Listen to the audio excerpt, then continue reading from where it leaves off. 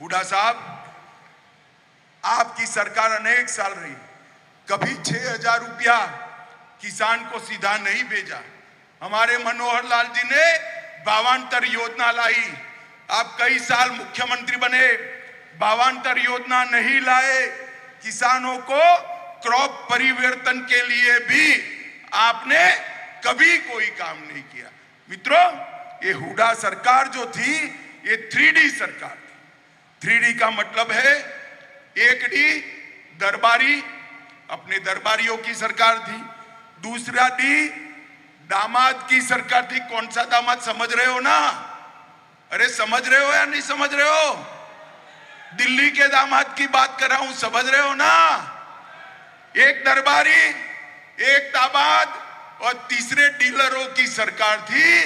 मनोहर लाल जी ने तीनों D को समाप्त कर दिया है।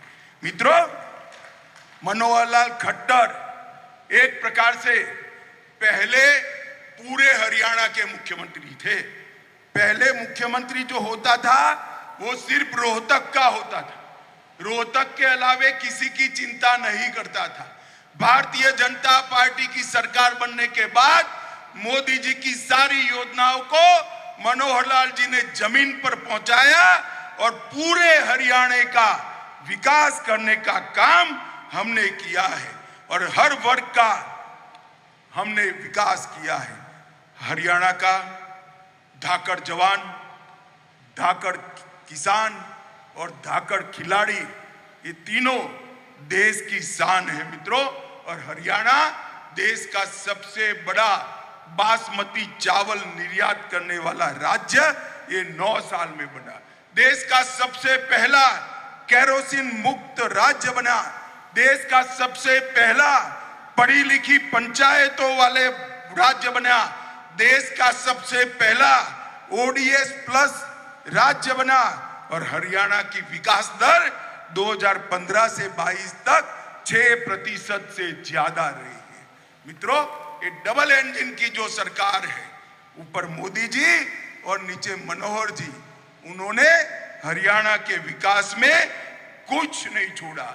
2019 से अब तक $5.22 बिलियन का फॉरेन का निवेश मिला है।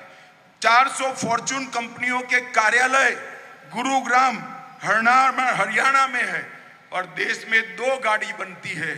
मेरी बात ध्यान से सुनना सिरसा वालों, देश में 2 गाड़ी बनती है तो इसमें से 1 गाड़ी मेरे हरियाणा से बनकर देश में जाती है। 50% गाड़ियां हरियाणा से बनती है। आज मैं जब यहां आया हूं तब चौधरी देवीलाल जो कि भी जरूर याद करना चाहता हूं। देवीलाल जी ने हरियाणा के किसानों के लिए ढेर सारे सपने देखे थे और किसी ने तो पूरे नहीं किए। हमारे नरेंद्र मोदी जी ने इसको पूरा करने का काम किया है। मित्रों, हरियाणा नशे का शिकार बन रहा है। मैं आप सभी को कहना चाहता हूं, देश का प्रधानमंत्री नरेंद्र मोदी जी इस बात से बहुत चिंतित है और उन्होंने भारत सरकार के गृह मंत्रालय के सामने एक लक्ष्य रखा है कि कुछ ही समय में भारत नशा मुक्त होना चाहिए और ये अभियान हरियाणा में चालू हो गया है। मित्रों, सिरसा में भी ये 9 साल में बहुत कुछ हुआ है। 1513 करोड़ रुपए का किसानों को बीमा का क्लेम दिया है हमने। राष्ट्रपति द्रौपदी मुर्मू ने 22 एकड़ भूमि पर 1000 करोड़ के साथ मेडिकल कॉलेज की आधारशिला रखी। सिरसा फतेहाबाद मार्ग का निर्माण चल रहा है।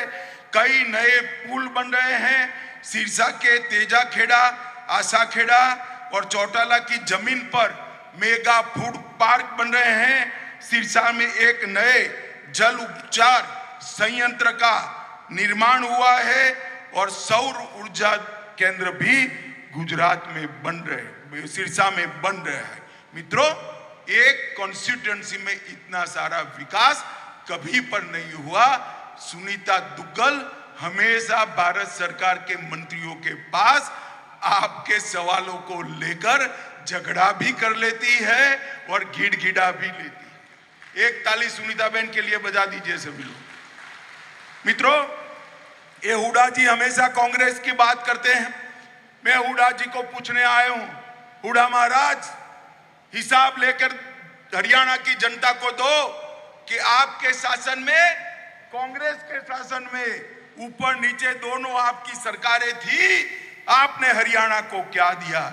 मैं आपको कहता हूं, कांग्रेस की सरकार थी तब 2004 से 14 तक हरियाणा को डिवेल्यूशन और ग्रांट इन एड के कुल मिलाकर 40,000 करोड़ रुपया दिया था।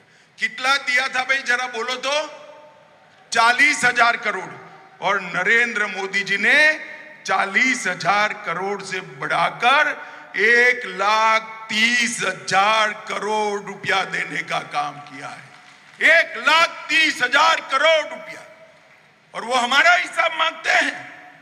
मित्रों, हमने 1400 किलोमीटर नए नेशनल हाईवे बनाए, 17 नए राष्ट्रीय राजमार्ग हरियाणा में घोषित किए, 20,000 करोड़ रुपए से आर्थिक गलियारे की योजना बनाई, 12,150 करोड़ की लागत से सबसे बड़े गुरुग्राम पलवल 9 जिलों से गुजरने वाले एक्सप्रेस वे को बनाया, 4,000 करोड़ की लागत से कुंडली मानेसर पलवल एक्सप्रेसवे का उद्घाटन हो चुका है, और इसके साथ साथ 11,000 करोड़ की लागत से खरखोदा में 10 लाख वाहन की प्रति साल क्षमता रखने वाली मारुति का विस्तारीकरण कार्यक्रम हुआ।